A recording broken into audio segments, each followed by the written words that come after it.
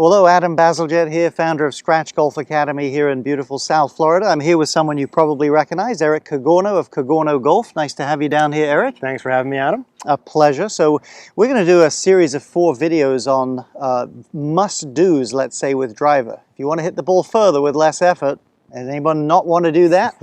These are the things that we recommend you really do. Today's video, this particular one, we're going to tackle more the setup, and it's really, really important for any shot, but especially important for the driver. So we'll be looking at, go ahead and tell them there, Eric, what are we looking at? Yeah, I think in video number 1, we're going to cover the setup pieces. Now, the goal in these videos is how do we get more distance without more effort, without trying to swing the club harder. And so there's really 2 things that we're going to talk about with the setup position that we identified that are pretty universal for all golfers to help hit the ball farther. Right. Okay, great. Well, we'll get into that in just a moment here.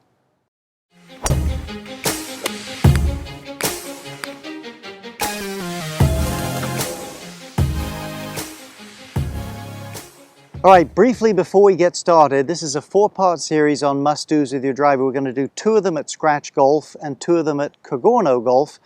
And the first one here that you're listening to here, of course, is Scratch Golf. That's why you're here. But you're going to find numbers 2 and 4 at Cogorno Golf when we release those videos. And Eric, that's going to be pretty easy to find you, right, on those? We'll put a little link up there or whatever, and you can find those. So let's tackle number 1 here and see if we can get your setups looking good.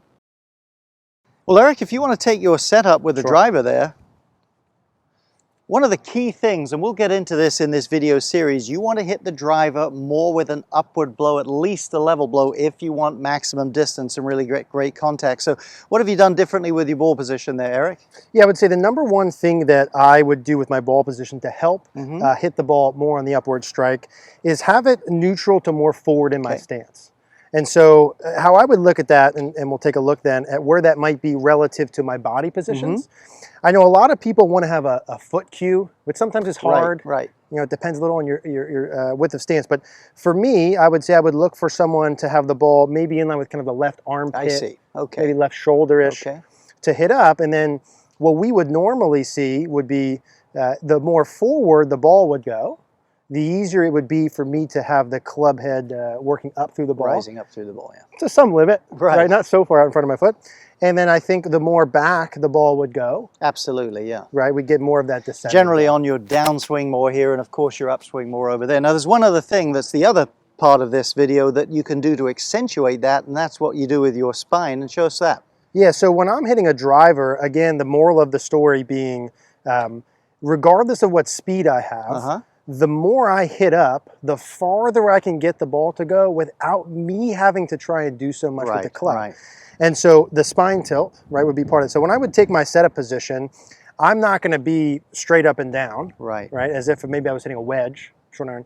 We're looking for some amount of tilt.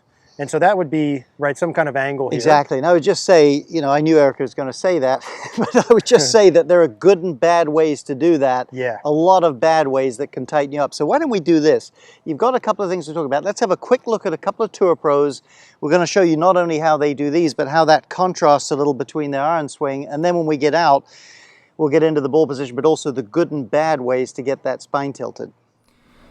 So Dustin Johnson on the left, Tiger Woods from a while ago there on the right. Now they're not precisely the same ball positions, at least relative to this camera angle, but pretty similar, the principle being up off the left instep, and both of them have this nice tilt that you won't see as much of on an iron, and that combination gets their head pretty far behind the ball. Let me draw a line up from the golf ball there.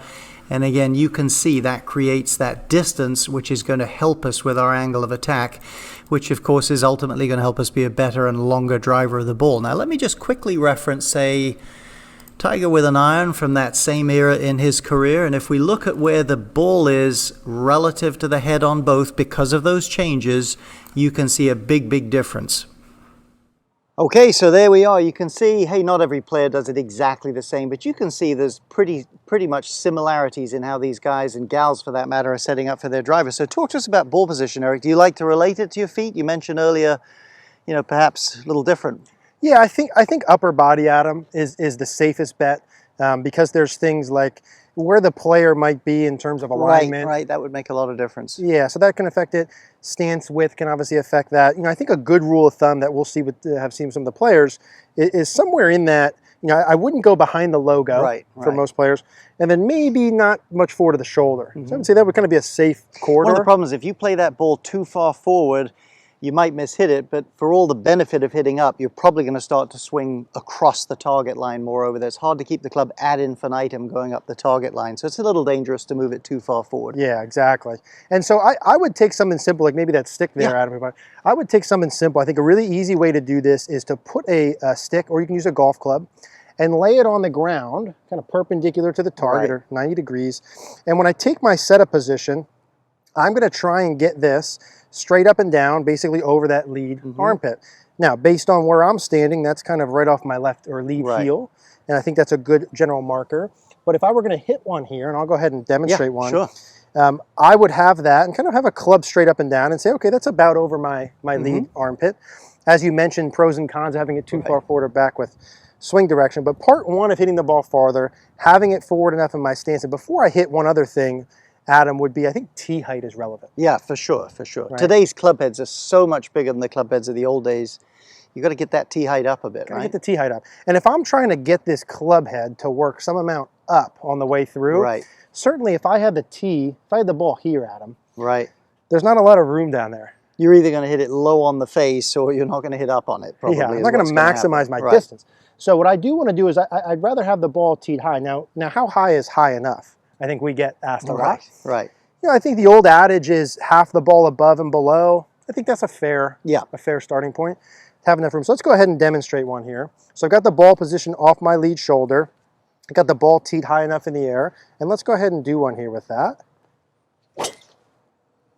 It's a beauty. That's why he's hitting the demo driver and not me. Show you effortless power. And so that would be part one, right? If someone wants to hit the ball farther and not have to have as much effort, the ball position needs to be forward enough, and then the ball needs to be teed high enough. And then there's that second little setup tilt. One other little word on ball position. You know, people often say, you know, I'm a field player. Well, everybody has to be a field player. You don't have cameras and coaches on the golf course.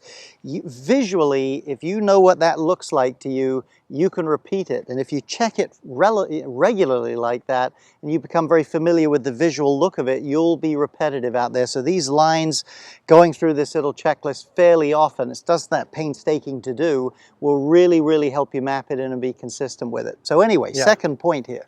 I think that's great. You know, I think to that point too, if I don't put a stick down, it's easy for ball position to go off. You could put a stick down once in a while. So number two would be the tilt. I think the take-home message is the more tilt you have, and there's again, like a scoop of ice cream is good, a whole bowl might not be good. I think some amount of tilt is good. If you watch long drive guys and gals, they've got a lot. Yeah, they're trying to emphasize distance features, namely hitting up on it with less concern perhaps for accuracy. So they might only hit one in the ballpark. But nonetheless, we can correlate. You will definitely see that look, though. A lot of tilt. And so if you look at good players from there, you might be looking at 7, 8, 9, 10 degrees of tilt. My sensation, Adam, is I'm trying to get my right shoulder kind of closer to my right hip without an excessive amount of hips going forward as I do it. That's sort of my sensation here. Of I'm having my right shoulder get a little bit closer to my right hip. So now I've got some tilt sort of preset. And I'll go ahead and demonstrate one with that. So I've got the ball position forward, teed high enough. I've got a little bit of tilt back behind, and we'll go ahead and hit one with that.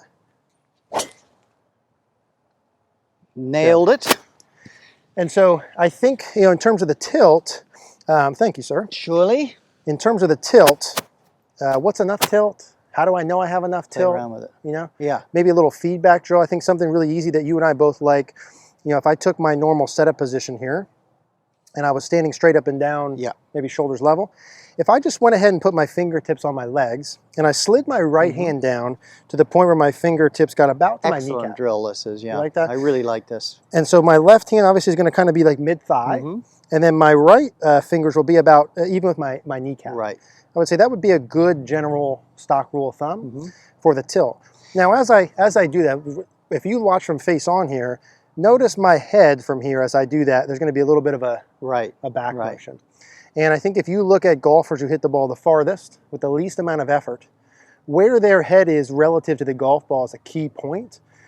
more behind the ball, right, as we'll talk about later because on. you will tend to bottom out roughly speaking underneath your center. So if the ball's left of that, you're going to hit up. Now a pitfall, I love this drill Eric's just showed you here, but a pitfall I often see with people, they kind of crank just their shoulders and they create some curvature in their spine.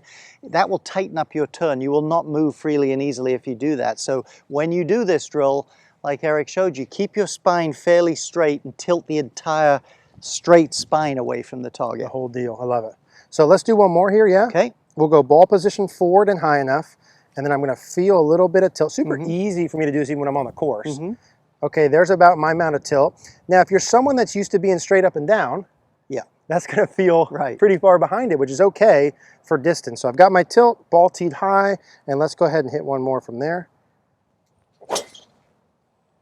Nicely done. Thank you, sir. And so those are the two, I think, setup pieces if we were going to draw correlations across the board. Right.